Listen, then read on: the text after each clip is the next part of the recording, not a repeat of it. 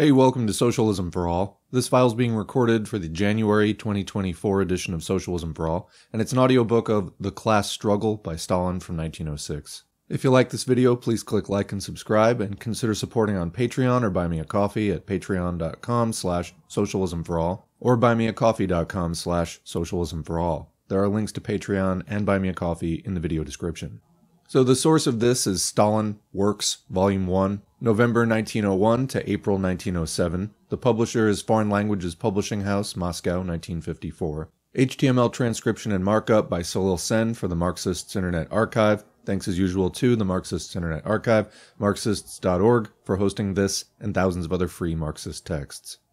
Stalin begins with a quote from Marx: "The unity of the bourgeoisie can be shaken only by the unity of the proletariat."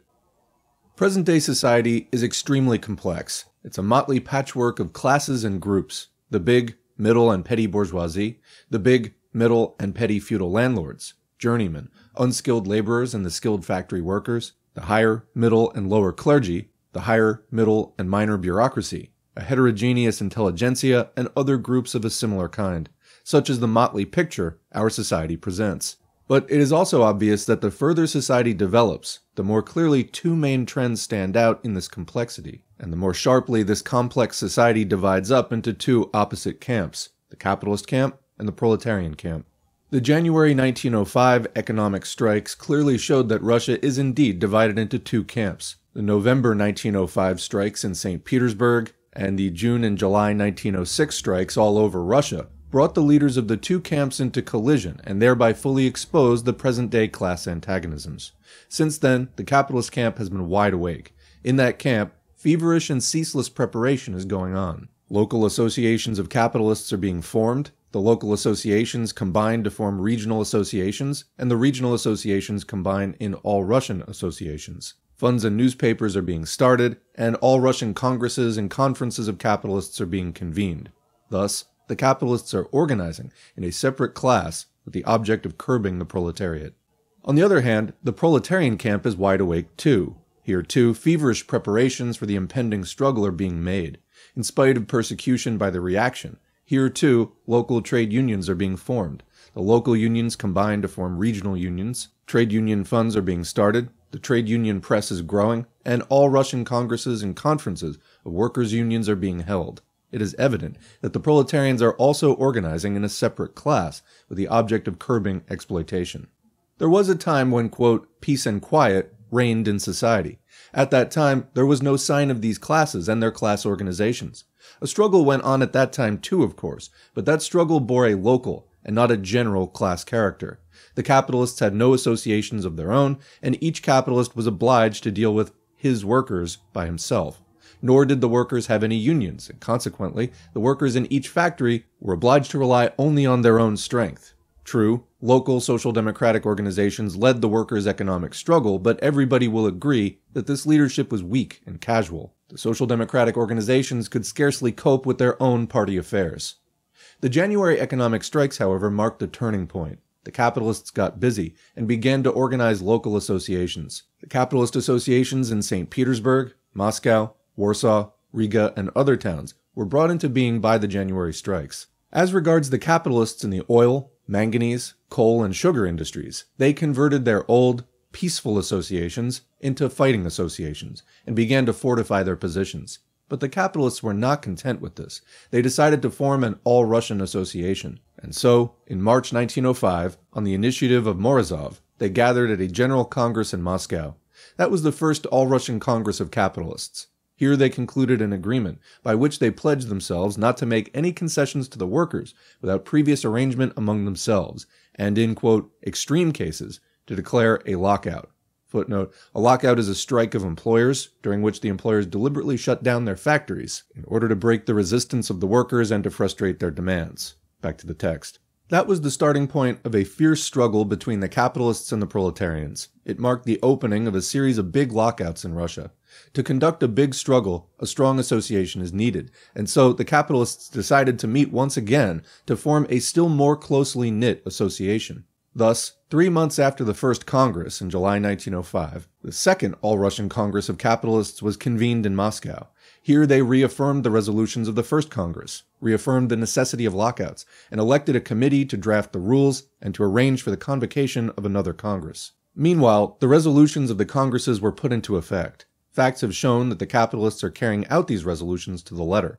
If you recall the lockouts the capitalists declared in Riga, Warsaw, Odessa, Moscow, and other large cities, if you recall the November days in St. Petersburg, when 72 capitalists threatened 200,000 St. Petersburg workers with a cruel lockout, then you will easily understand what a mighty force the All-Russian Associations of Capitalists represents, and how punctiliously they are carrying out the decisions of their association.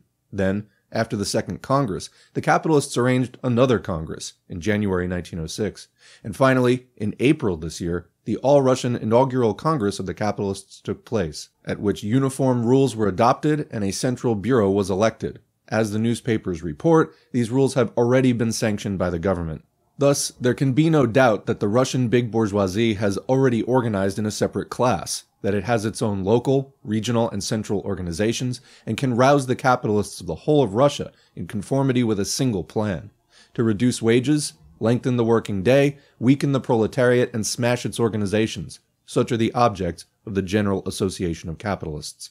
Meanwhile, the workers' trade union movement has been growing and developing. Here, too, the influence of the January economic strikes made itself felt. The movement assumed a mass character, its needs grew wider, and in the course of time, it became evident that the social democratic organizations could not conduct both party and trade union affairs. Something in the nature of a division of labor between the party and the trade unions was needed.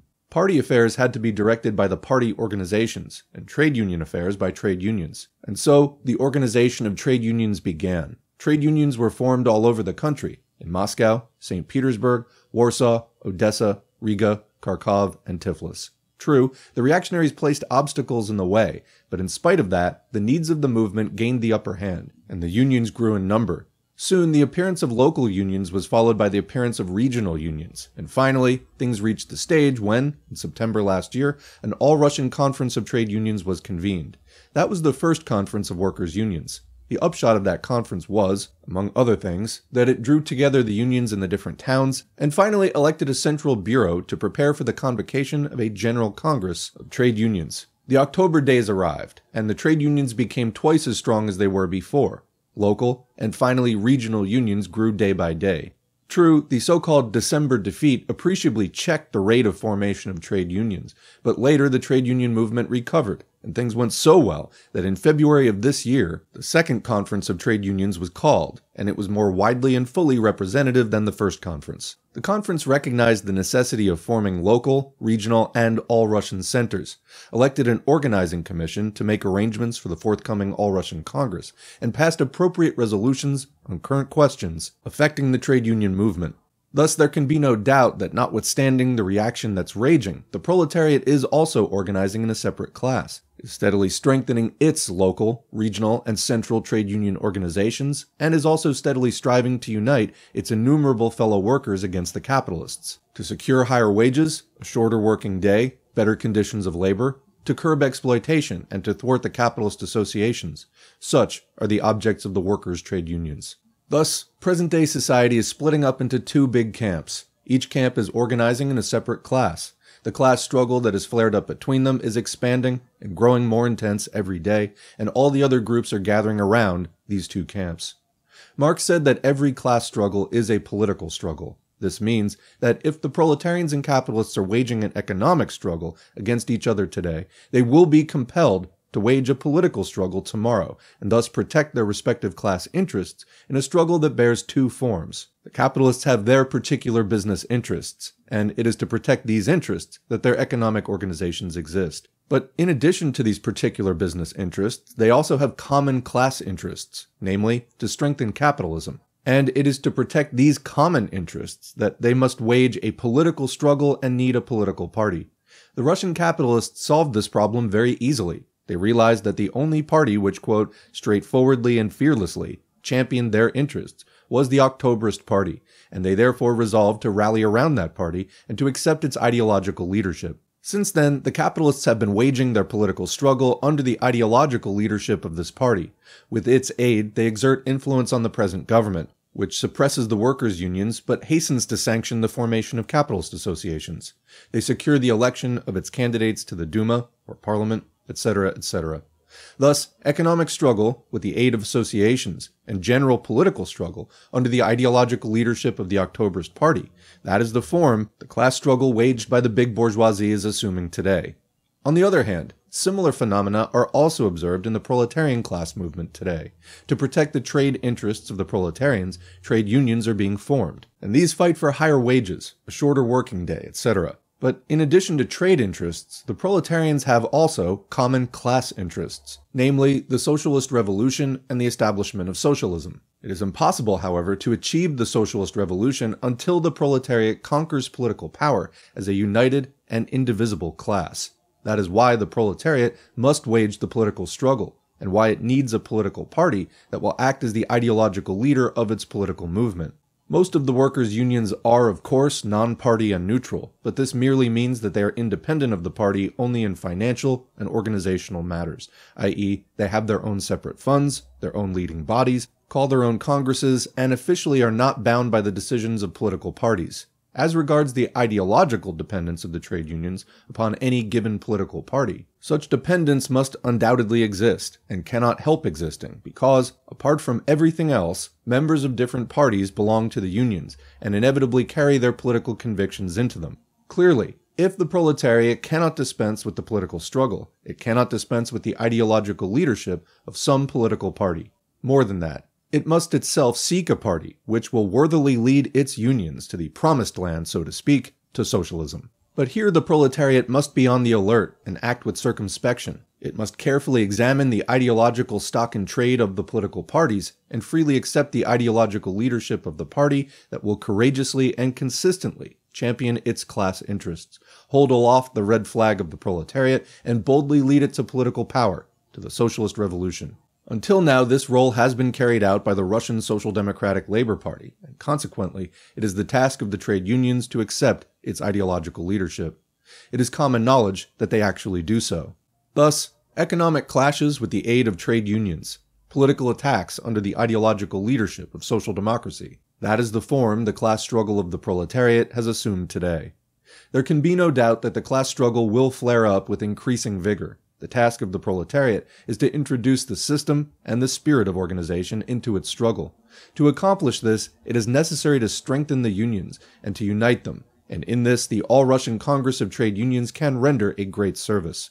Not a, quote, non-party workers' congress, but a congress of workers' trade unions is what we need today, in order that the proletariat shall be organized in a united and indivisible class.